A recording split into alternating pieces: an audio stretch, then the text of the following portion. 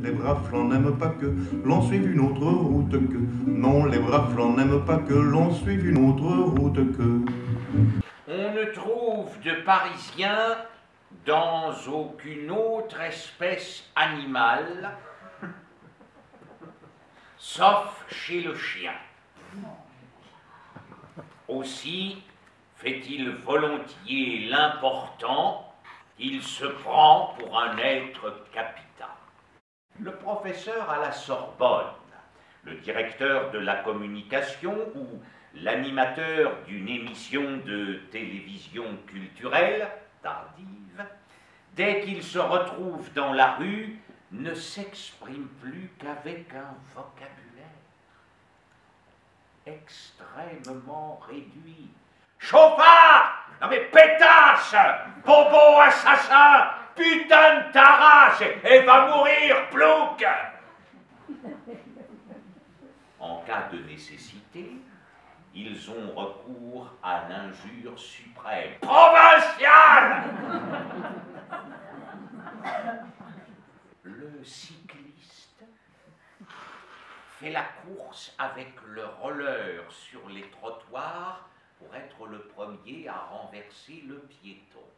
Une succession de numéros de 6 à 7 minutes où on entrevoit une catégorie de gens qui vont se faire égratigner par Jacques-André Bertrand, le médecin, le voisin, le conjoint. En fait, toute la société y passe, ou à peu près, si ce n'est que ce sont tous des personnages masculins. Le con est un cas d'espèce. Il en existe de nombreux types, de toute taille. Commençons par le plus grand.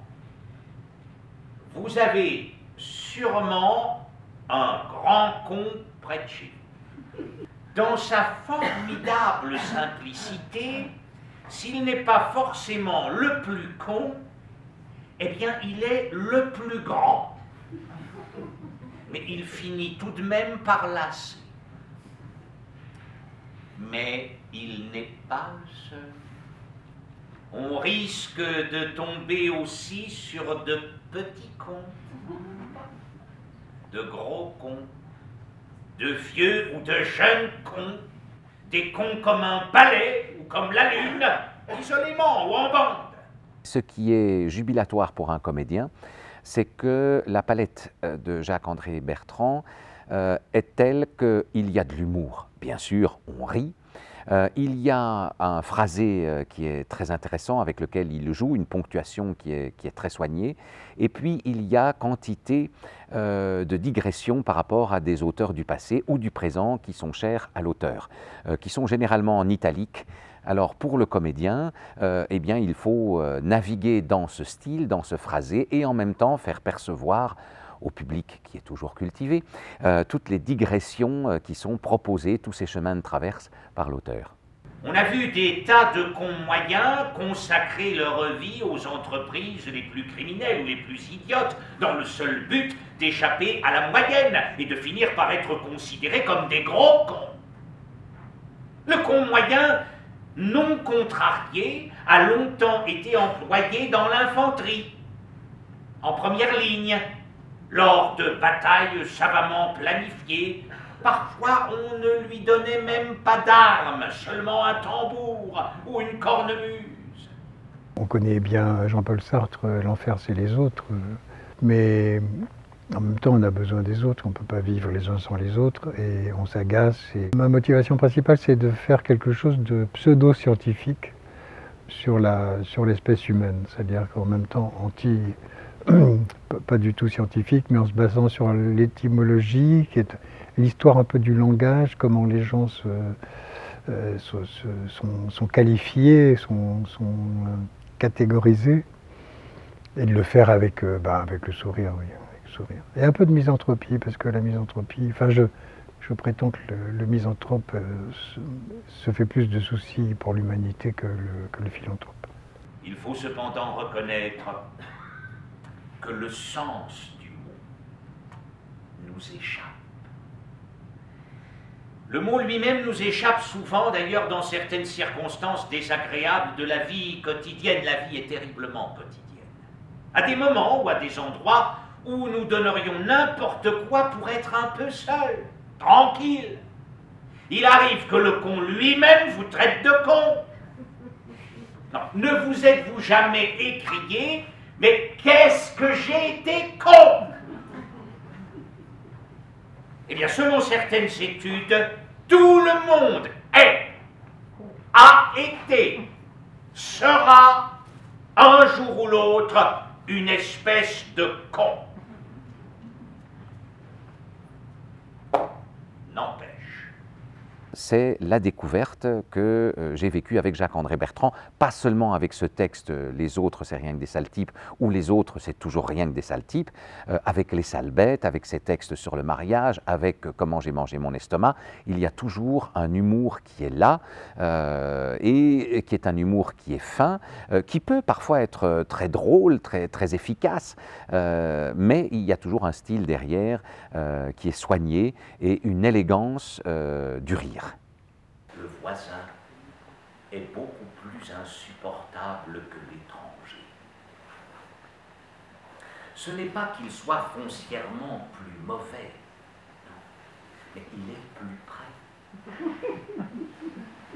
On a plus fréquemment l'occasion de s'apercevoir qu'il nous ressemble. C'est très désagréable. Ainsi avons-nous guerroyé contre les Anglais, les Italiens, les Espagnols et contre les Suisses et les Belges, avant qu'ils ne se réclament d'une prétendue neutralité, plus souvent que contre les Mongols.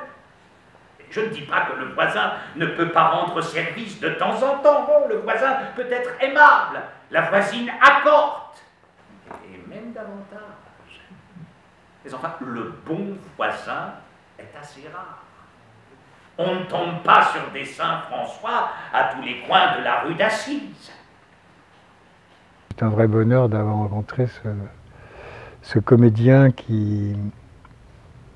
dont la diction et la musique de la voix correspond, me semble très proche de mon écriture et de mon style de ponctuation. Au restaurant,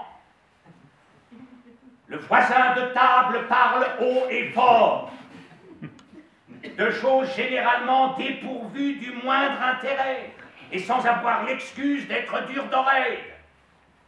Au cinéma, il commente le film qu'il a déjà vu, à la voisine. Encore heureux qu'il ne divulgue pas le nom de l'assassin.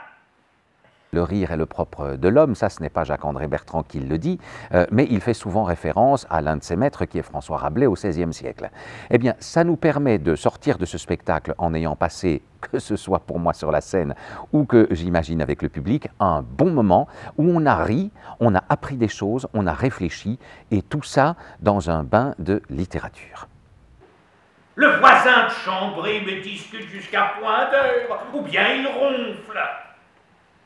À l'hôpital, il vous décrit par le menu tous ses petits ennuis, ses humeurs, ses écoulements, ses dysfonctionnements divers, mais sans marquer la moindre curiosité pour les vôtres. Et donc les autres, c'est vraiment des sales types? Oui, mais rigolo. Oh,